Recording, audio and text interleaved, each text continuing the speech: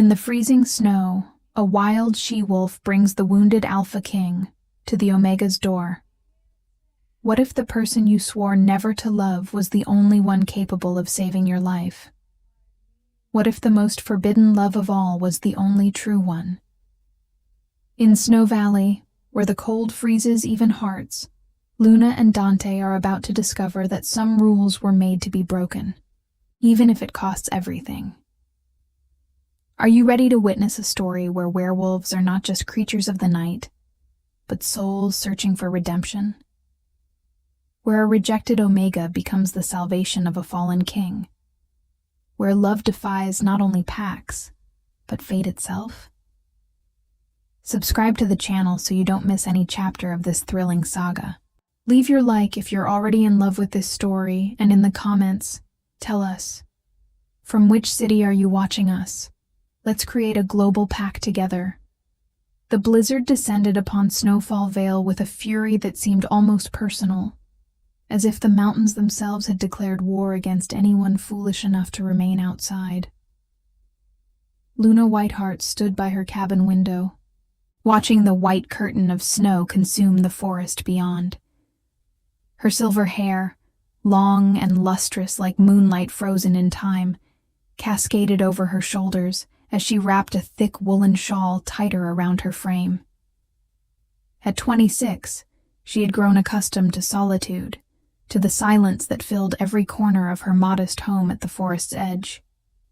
It was a silence she had chosen, an exile she had embraced after the tragedy that shattered her world 5 years ago. The howling wind carried memories she preferred to keep buried, whispers of a family lost, of a pack that had turned its back on her when she needed them most. Luna closed her ice-blue eyes, trying to push away the images that still haunted her dreams. She had been just 21 when everything fell apart, when the avalanche took her parents and younger brother during what should have been a routine hunt. The pack elders had blamed her for suggesting that route, for insisting they explore the higher peaks. No amount of pleading or explaining could change their minds. In their eyes, an Omega had overstepped her place, and tragedy was the inevitable result. She poured herself chamomile tea, the steam rising in delicate spirals as she settled into her reading chair. The cabin was small but comfortable, filled with handmade quilts, shelves of well-worn books, and dried herbs hanging from the exposed wooden beams. This was her sanctuary, her refuge from the politics and power games that governed pack life in the Northern Territories.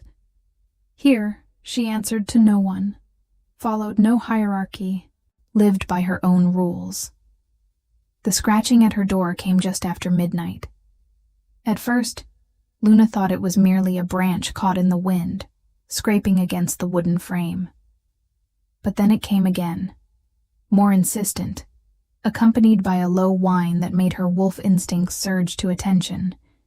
She approached the door cautiously, every sense heightened. Strange visitors at this hour, in this weather, meant trouble. Her hand trembled slightly as she reached for the iron handle, the metal cold against her palm. What she found on her snow-covered porch defied all logic and reason. A magnificent she-wolf stood there, her golden fur matted with ice and blood, amber eyes burning with desperate intelligence. But it was not the wolf that made Luna's breath catch in her throat. It was the man the creature had dragged across miles of frozen wilderness, leaving a crimson trail in the pristine snow. He lay unconscious, his powerful frame crumpled and vulnerable, dark hair plastered to a face that even in unconsciousness radiated authority and strength. Luna recognized him immediately. Everyone in the werewolf territories knew Dante Shadowclaw, the Alpha King of the Northern Lands. Stories of his ruthlessness in battle, his iron rule, his heart of stone had traveled far and wide. The scar that cut across his handsome face from temple to jaw was legendary, earned in the Great Territory War 15 years ago. He was 32, unmarried, and utterly untouchable in the pack hierarchy, and now he lay dying on her doorstep. The golden she-wolf nudged Luna's leg with her muzzle, whimpering urgently. There was something achingly familiar about those amber eyes, something that tugged at Luna's memory. But there was no time for contemplation. Dante's breathing was shallow, his lips tinged with blue. Dark stains spread across his torn clothing, and when Luna knelt beside him, she could smell it, the acrid scent that made every werewolf's blood run cold. Blessed silver. Someone had poisoned him with the one substance that could truly end an alpha's life. The wounds themselves were not fatal, but the silver working through his system was another matter entirely. Luna's mind raced. She should turn him away, send him back to his own pack, his own healers. She owed this man nothing, owed his world even less. But as she looked into those fierce amber eyes of the she-wolf, as she felt the creature's desperate plea echo in her soul, Luna knew she could not refuse. With strength born of determination rather than physical power, Luna began dragging Dante's massive form inside. The she-wolf helped, gripping his jacket carefully in her teeth, pulling with a gentleness that seemed impossible for such a wild creature. Together, they managed to get him onto the large rug before the fireplace. Luna immediately stoked the flames higher, knowing that hypothermia was as dangerous as the silver poisoning right now. She worked quickly, cutting away his blood-soaked shirt to reveal a torso marked with scars from countless battles. 3 deep gashes across his ribs still oozed blood mixed with a sickly silver sheen. Luna's hands moved with practiced efficiency, gathering her supplies. Mountain ash extract to draw out toxins, bandages woven with healing herbs, hot water infused with wolfsbane antidote. These were remedies her mother had taught her, knowledge passed down through generations of healers. The she-wolf watched every movement, never leaving Dante's side. As Luna cleaned the wounds, applying poultices that made even the unconscious alpha groan in pain, she studied the creature more carefully. There was intelligence there far beyond any normal wolf, even beyond most werewolves in their shifted form. The way she understood commands without words, the way her eyes tracked Luna's movements with almost human comprehension, it spoke of something more. Hours passed in tense silence, broken only by the crackling fire and the storm's relentless assault outside. Luna forced healing tea between Dante's lips, monitored his fever, changed cold compresses on his burning forehead. The silver was fighting her efforts, trying to drag him deeper into darkness. But Luna was stubborn, and she had not saved herself from despair, only to watch someone else succumb to it, even if that someone was the most powerful alpha in the territories. Dawn was breaking, pale and gray through the frosted windows, when Dante's fever finally broke. His breathing steadied, deepened. The dangerous blue tinge faded from his lips. Luna sagged against her chair, exhausted but relieved. The she-wolf released a long breath, resting her golden head on her paws, amber eyes never leaving her brother's face. Luna froze. Brother. The thought had come unbidden, but suddenly everything clicked into place. The realization hit Luna like a physical blow. She stared at the golden she-wolf with new understanding, memories flooding back of stories whispered in pack gatherings years ago. Maya Shadowclaw, Dante's younger sister, the rebellious wolf who had challenged the ancient laws. The beautiful, fierce woman who had been condemned to Yongju transformation as punishment for her defiance. Luna had been barely 18 when it happened, too young and too far removed from pack politics to know the full story. But she remembered the scandal that had rocked the werewolf world. Maya's amber eyes met hers, and in them, Luna saw a depth of emotion that confirmed everything. There was gratitude there, yes, but also a profound sadness, a loneliness that mirrored Luna's own. How long had Maya lived in her wolf form, unable to speak, unable to shift back, trapped between two worlds? The injustice of it made Luna's heart ache. She reached out slowly, letting Maya sniff her hand before gently stroking the soft fur behind her ears. The she-wolf leaned into the touch, a low whine escaping her throat. Dante stirred on the makeshift bed Luna had created before the fireplace. His dark eyelashes fluttered against his scarred cheeks, and then his eyes opened, revealing irises of the deepest forest green.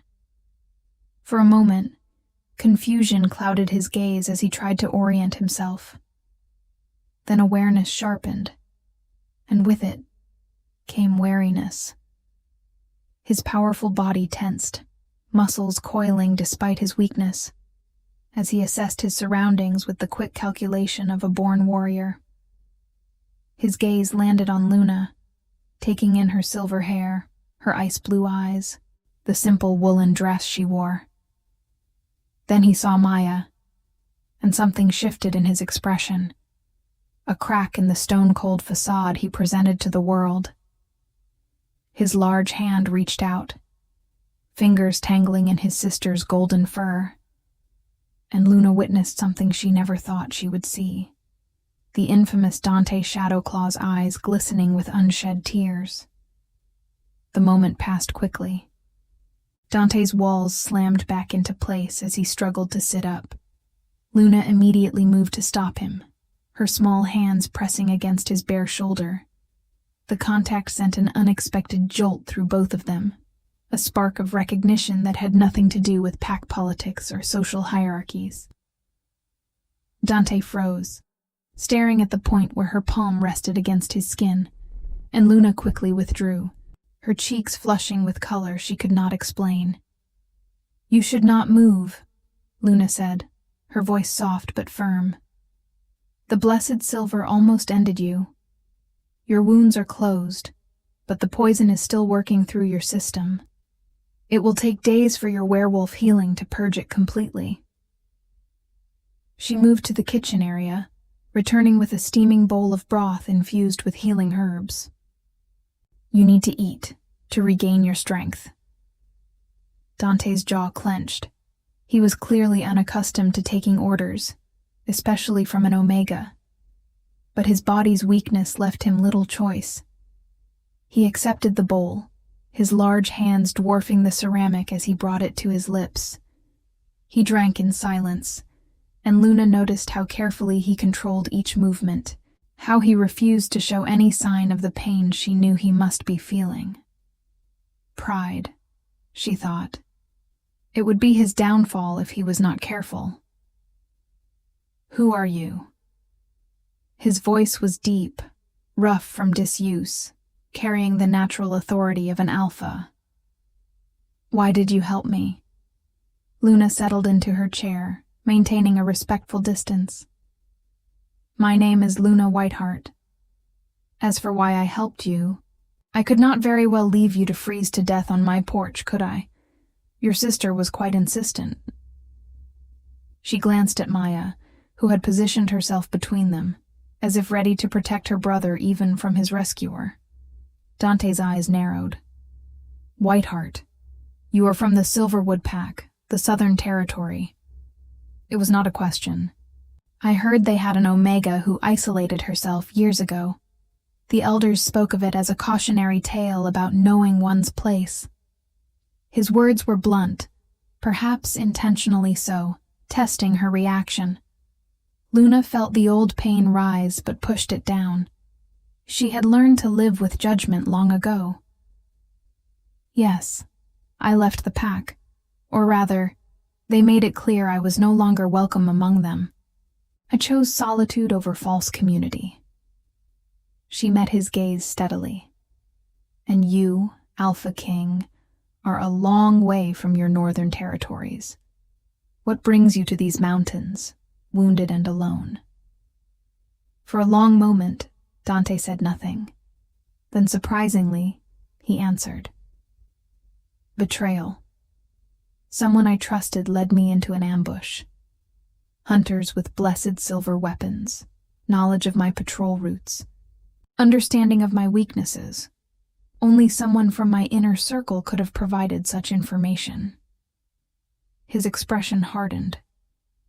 When I find out who, they will face justice. The way he said justice made Luna shiver. She had heard stories of Dante's ruthlessness with traitors, though she forced herself to remember that stories were often exaggerated. Still, there was something intimidating about his presence, even weakened as he was. He was a man accustomed to absolute power, to having his word be law. Everything about him, from his commanding voice to his warrior's bearing, spoke of dominance. Yet as the hours passed and Luna cared for him, bringing fresh water, changing bandages, administering herbs, she began to see glimpses of something else. The way he spoke gently to Maya when he thought Luna was not listening, stroking his sister's fur and whispering apologies for not protecting her better. The way his eyes followed Luna's movements, not with suspicion, but with a growing curiosity that seemed to surprise him as much as it did her. The way he winced when he thought no one was watching, allowing himself brief moments of vulnerability before the mask of strength returned. On the second night, fever claimed him again, a side effect of his body fighting the remaining poison.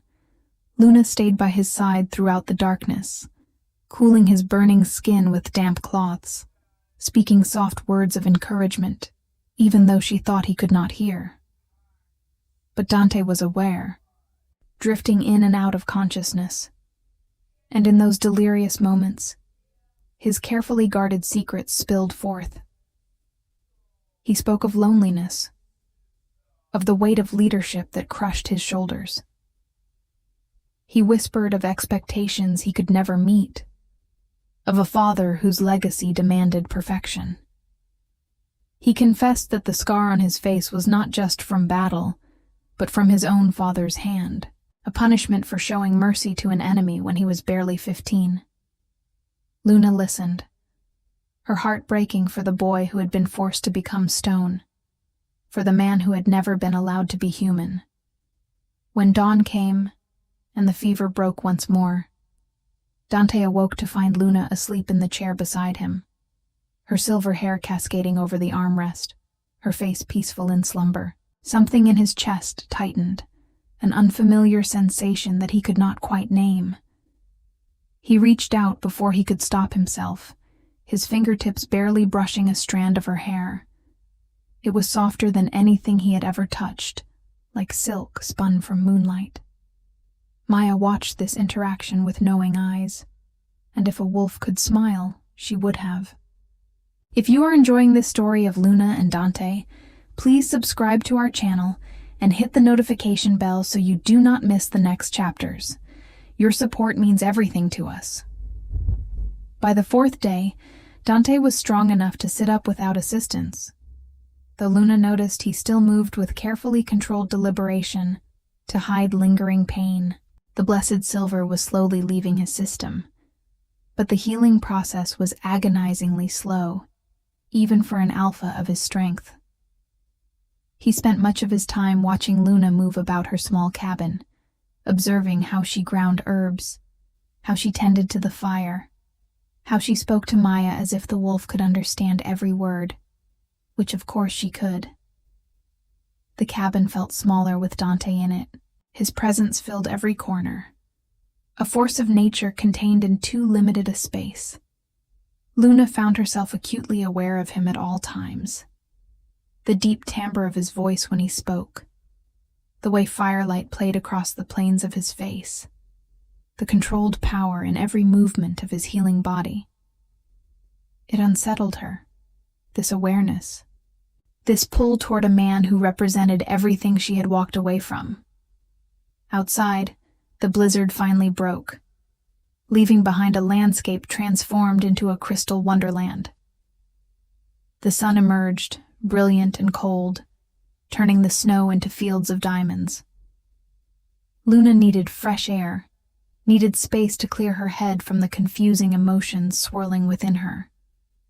She bundled into her warmest cloak, intending to check her snare lines for rabbits and gather pine needles for tea. "I will come with you," Dante announced, already reaching for his boots. Luna turned, eyebrows raised. "You are barely healed. The cold could set you back days." His jaw set in that stubborn line she was beginning to recognize. "I have been confined long enough. I need to move, to assess the situation. My enemies will be searching for me. Staying idle is not an option." When Luna started to protest, he added, more gently, "Please, I give you my word, I will not overexert myself." There was something in his eyes, a plea beneath the command, that made Luna relent. She fetched one of her father's old winter coats, the only one large enough to fit Dante's broad frame. As he shrugged it on, Luna caught a whiff of his scent, pine and smoke, and something wild that made her wolf stir with interest. She quickly looked away, disturbed by her own reaction. They ventured into the crystalline forest, Maya bounding ahead with obvious joy at being outside. The she-wolf darted between trees, pouncing on snowdrifts, momentarily carefree. Luna smiled, watching her. "She has been trapped inside, caring for you as much as I have. The freedom must feel wonderful." Dante watched his sister with an expression of such profound sadness that Luna's heart clenched. "She should be free in every way," he said quietly.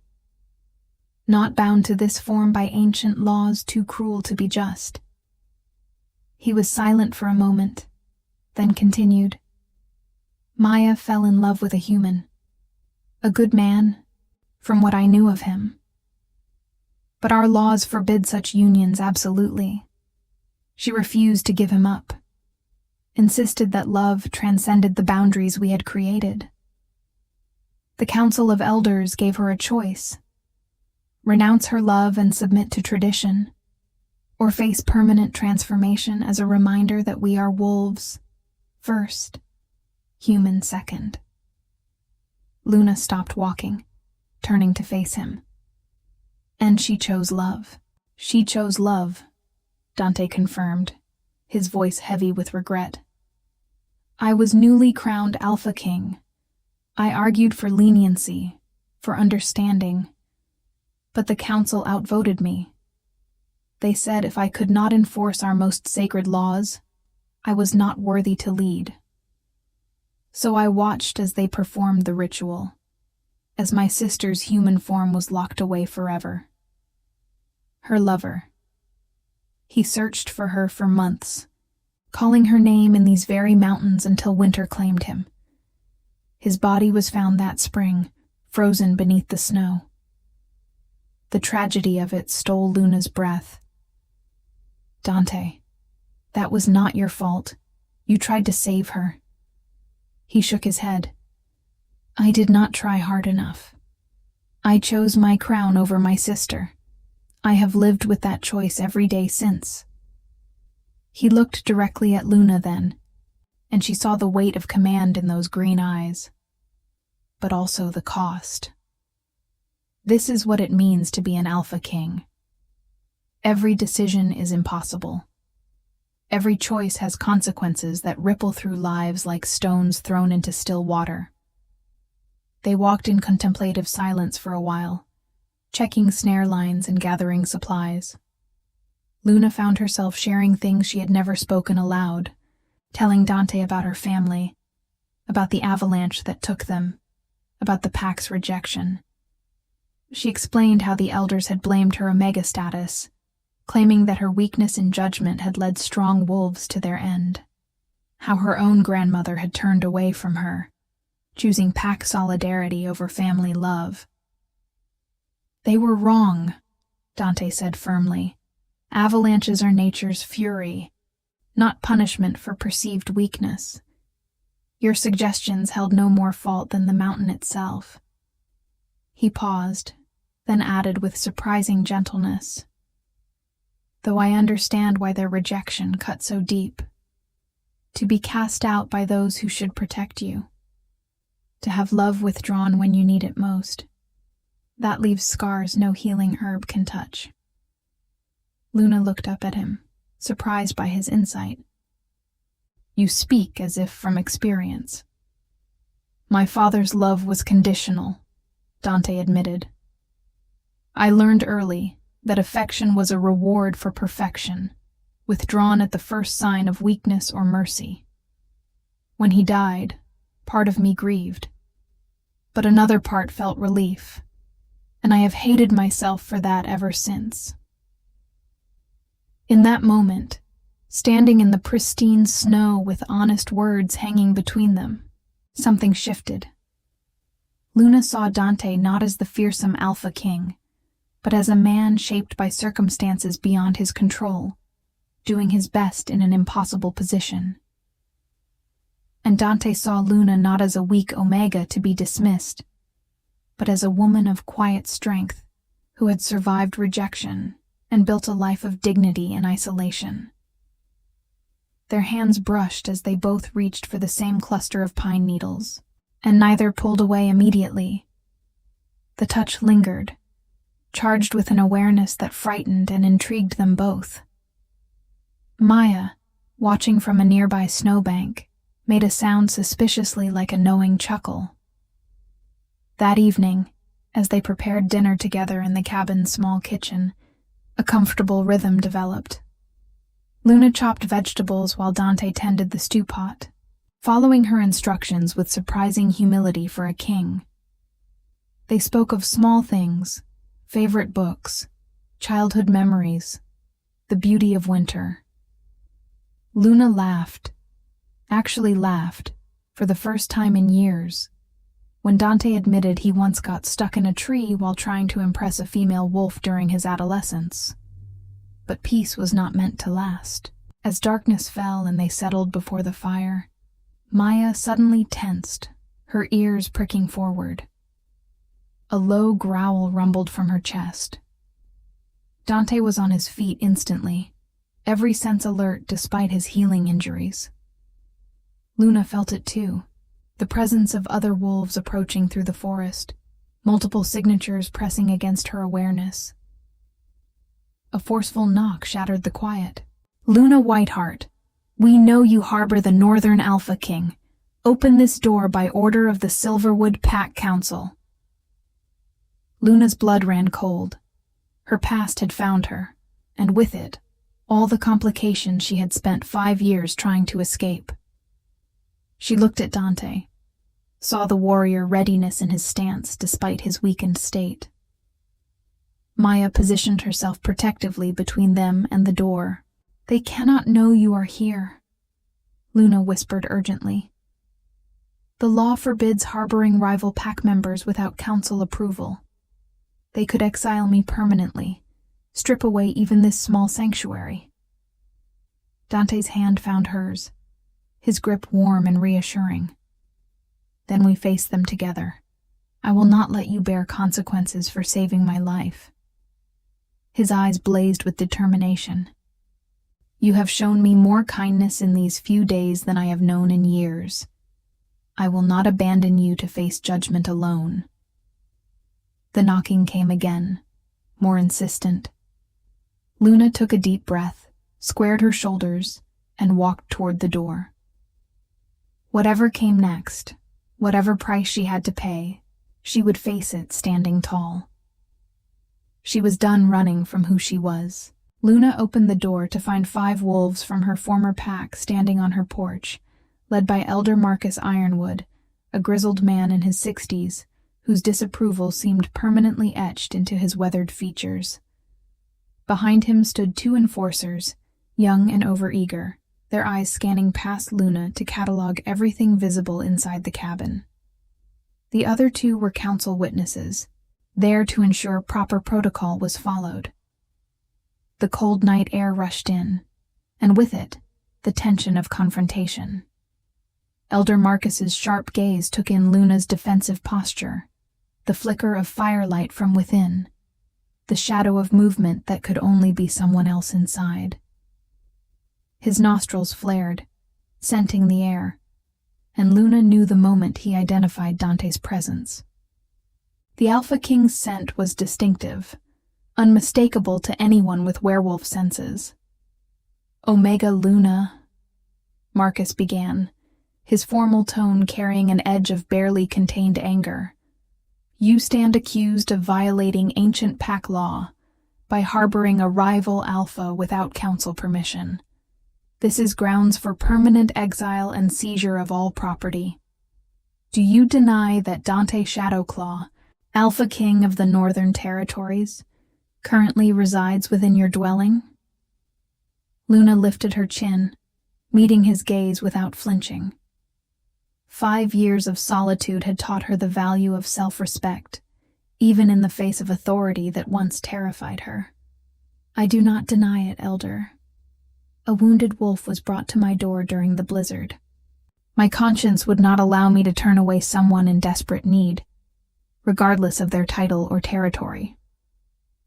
"Your conscience is not the issue here," Marcus snapped. "Pack law exists for reasons beyond your understanding. The Northern Pack and Silverwood Pack have been rivals for generations. By harboring their Alpha, you risk igniting conflicts that could endanger every member of our pack. You and Omega have no authority to make such decisions." Before Luna could respond, Dante appeared behind her, his presence commanding even in his weakened state. He had wrapped a blanket around his bare torso, but his bearing left no doubt about who held power in this confrontation. "Elder Marcus Ironwood." Dante's deep voice carried the weight of absolute authority. "I remember you from the territorial negotiations 15 years ago. You were wise then. I hope wisdom still guides you now." Marcus stiffened, clearly torn between his outrage at the situation and the automatic deference any werewolf felt toward an Alpha of Dante's caliber. "Alpha King Shadowclaw, with respect, your presence here creates an impossible situation. Our laws are clear." "Then perhaps your laws need examination," Dante replied calmly. "This woman saved my life, asking nothing in return. She tended wounds that would have ended me, fought blessed silver poisoning through days and nights of tireless care. If your pack punishes such compassion, such basic decency, then your laws have lost touch with the very values they claim to protect." One of the young enforcers stepped forward aggressively. "You have no authority here, Northern Alpha. This is Silverwood territory.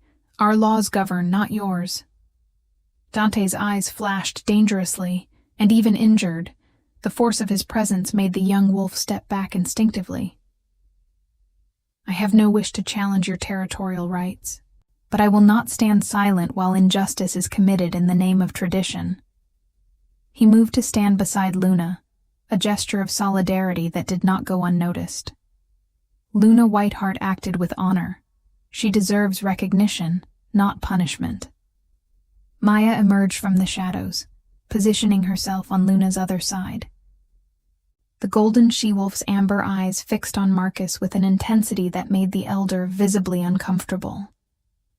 There was history there, Luna realized, recognition of what Maya had once been before transformation claimed her humanity.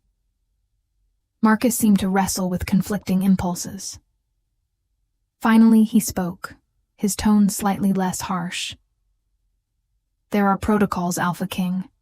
The Council must convene to discuss this situation.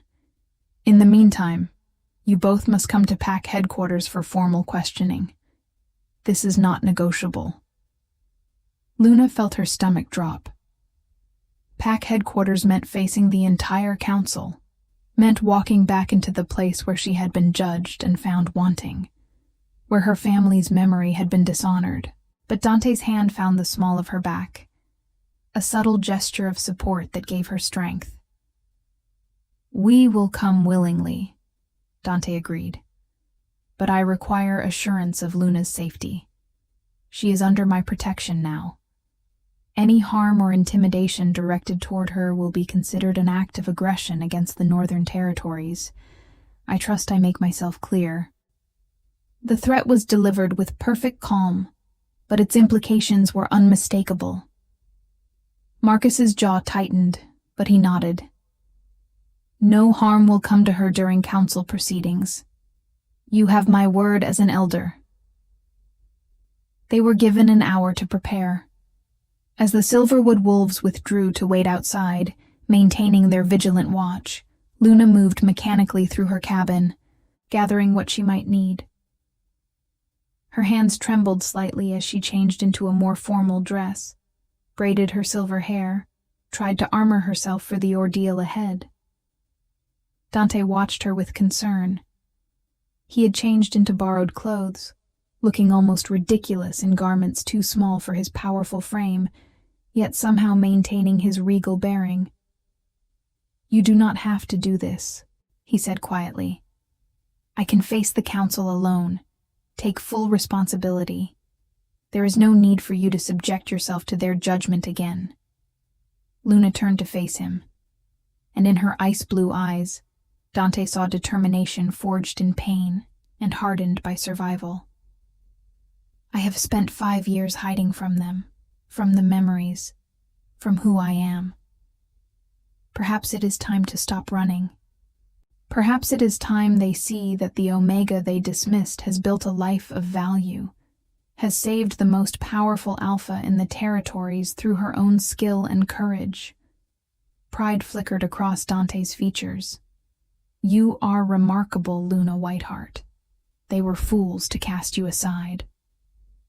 He crossed the space between them, and with surprising gentleness for such a powerful man, he cupped her face in his large hands.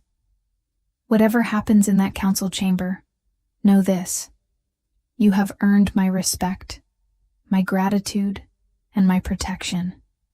Those are not given lightly." The air between them crackled with tension of a different kind. Luna's breath caught as she looked up into those forest-green eyes, seeing in them a reflection of the impossible attraction growing between them. She knew the laws as well as anyone. An Alpha King and an Omega, it was forbidden by the oldest traditions, considered an abomination that would upset the natural order. And yet, standing here in the firelight, his hands warm against her skin, those laws seemed arbitrary and cruel. Maya nudged between them, breaking the moment with perfect timing. She looked from one to the other, her amber eyes dancing with amusement and approval. If she could speak, Luna suspected Maya would be encouraging this connection, urging her brother toward the happiness he had denied himself for so long. The journey to Pack headquarters took 2 hours through snow-covered forest paths. Luna rode in silence, acutely aware of Dante's presence beside her in the council's transport vehicle, of the Silverwood wolves watching their every movement with suspicion and curiosity. When they finally arrived at the large lodge that served as the Pack's central gathering place, Luna's chest tightened with memories. She had last been here for her family's memorial service, where instead of comfort, she had found blame. The great hall looked exactly as she remembered. Massive timber beams supporting a vaulted ceiling, the ancient Pack crest carved into stone above the fireplace, rows of benches facing the raised platform where the council sat in judgment. Every detail was familiar, yet she felt like a stranger in a place that should have been home. The council had assembled in full, 7 elders representing different aspects of Pack life. Marcus Ironwood sat in the center, flanked by warriors, healers, and administrators. The benches were filled with Pack members who had come to witness this unusual tribunal. Luna recognized faces from her past, some sympathetic, others coldly judgmental. She kept her head high, refusing to show the fear churning in her stomach. Dante stood beside her, his presence a pillar of strength. Maya had been forced to wait outside, but Luna could feel the she-wolf's supportive energy even through the walls. The proceedings began with formal recitations of law, accusations clearly stated, evidence presented. Through it all, Luna remained silent, as was required of an Omega during council sessions. Only when directly addressed could she speak. Then Elder Marcus turned his sharp gaze upon her. "Omega Luna, you understand the charges against you. Have you anything to say in your defense?" Luna stepped forward, her voice clear and steady despite her racing heart. "I do, Elder. I say that compassion should never be a crime. I say that saving a life, any life, regardless of pack affiliation, is the highest calling of our healing traditions. My mother taught me that before she died. She would have done exactly as I did." She paused, letting her words sink in. "If your laws demand I ignore suffering, demand I let someone freeze and die simply because they were born to a different pack, then your laws have strayed far from the values our ancestors intended." Murmurs rippled through the assembled crowd. Some nodded in agreement, others frowned in disapproval. "Are you loving Luna's courage and the growing bond between her and Dante? Comment below and tell us your favorite part of the story so far.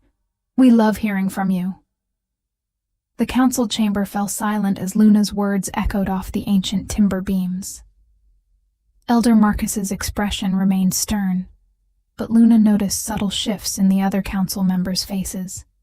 Contemplation replacing immediate judgment. Elder Sarah Moonbrook, the pack's head healer, leaned forward with particular interest, her weathered hands folded on the table before her.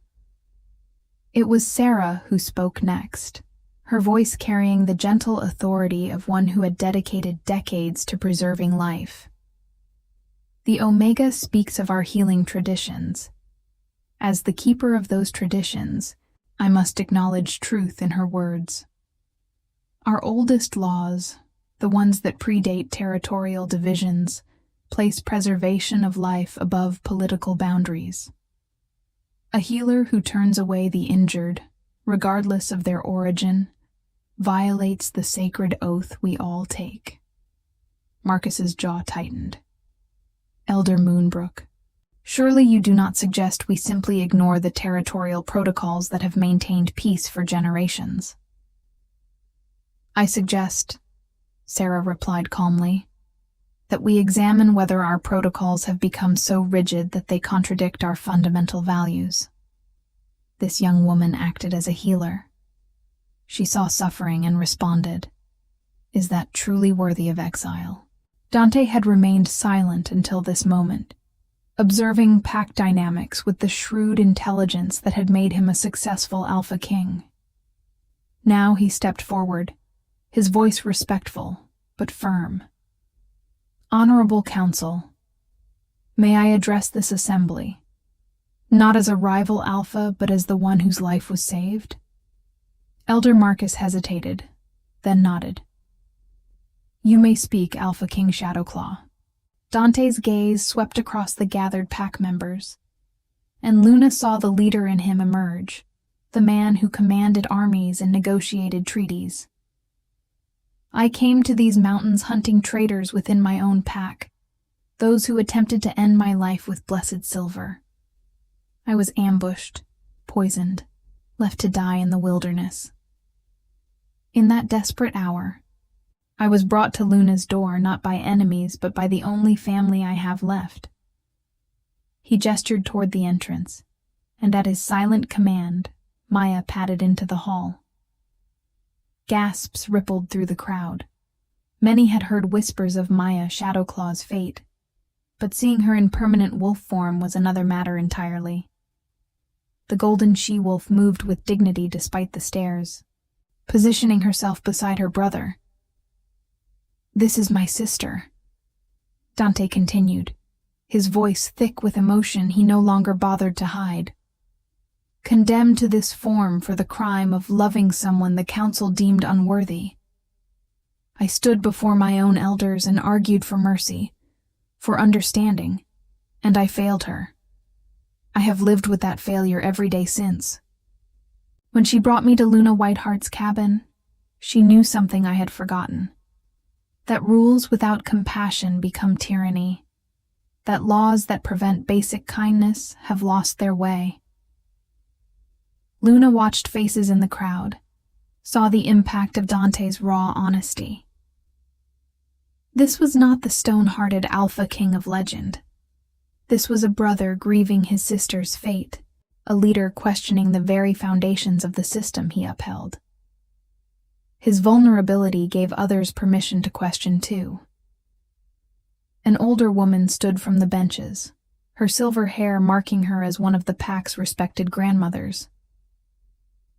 I remember Luna's mother, Celeste Whiteheart. She was the finest healer this pack ever had. When my grandson nearly died from mountain fever, Celeste stayed by his bedside for 3 days straight, never sleeping, never giving up. She saved him. The woman's eyes glistened with tears. When the avalanche took Celeste and her family, we should have wrapped Luna in love and support. Instead, we sought someone to blame for nature's cruelty.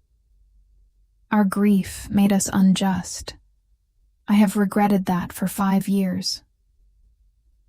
Others began to stand, voices joining in agreement.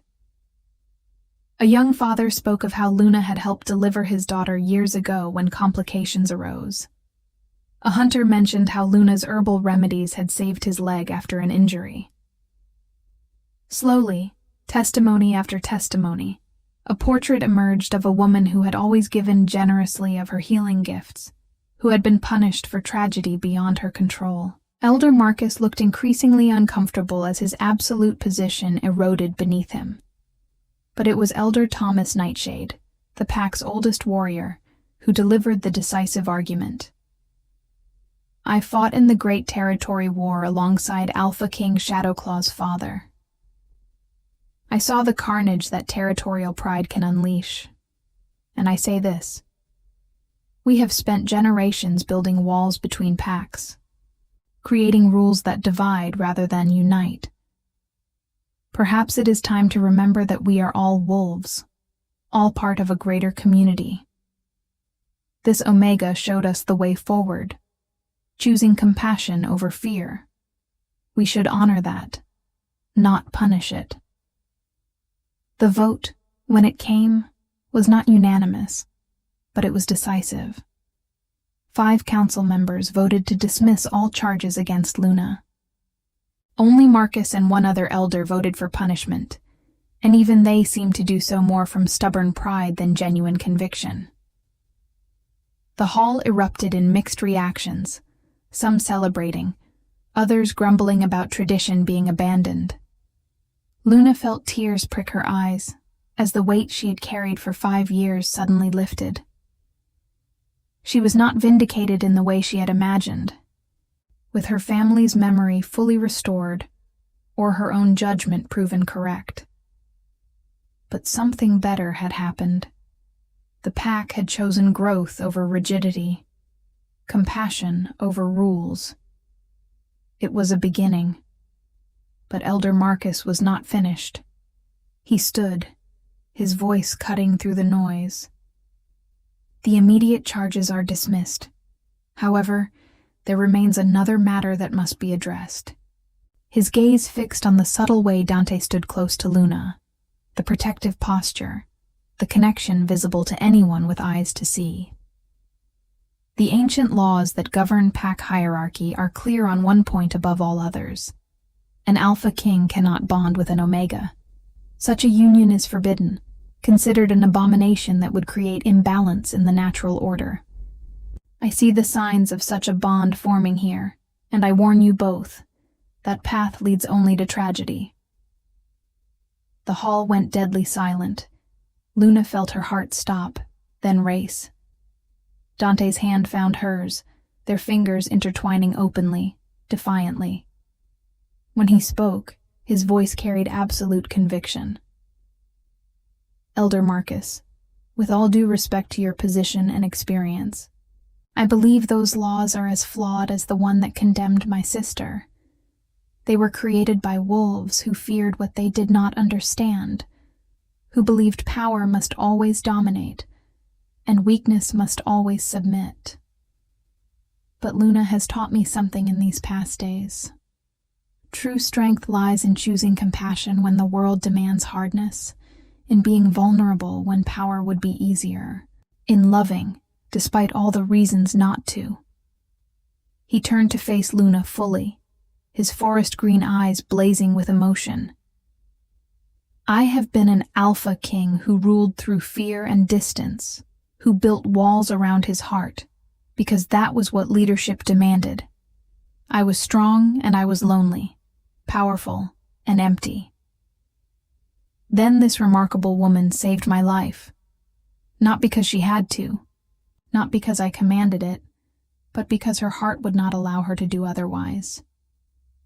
She has shown me a different kind of strength, one I want to spend my life learning from. Luna's breath caught as Dante dropped to one knee before her, before the entire assembled pack, before all tradition and law. Luna Whiteheart, I know the obstacles we face. I know the laws that forbid us, the judgment we will endure, the battles we will have to fight. But I also know that you have awakened something in me that I thought died years ago. Hope. Hope for a different kind of leadership, a different kind of life, a different kind of love.